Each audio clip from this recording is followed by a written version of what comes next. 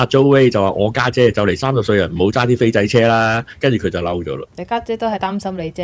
買呢啲咁嘅車咩叫飛仔車啊？即係嗰啲日式跑車嗰啲。哇！你揸跑車啊，Joey 你咁犀利嘅。佢唔係嗰啲 Porsche 嗰啲跑車 ，GTR 啊、Civic 啊，但係改晒嘅個餡。改晒個餡啊！即係入面有好多 LED 燈啊，咁樣好似有晒。做你嬲啊！做你嬲啊！呢句嬲啊！呢句嬲啊！對唔住，唔好嬲。哇！無情力好勁啊！唔識啫。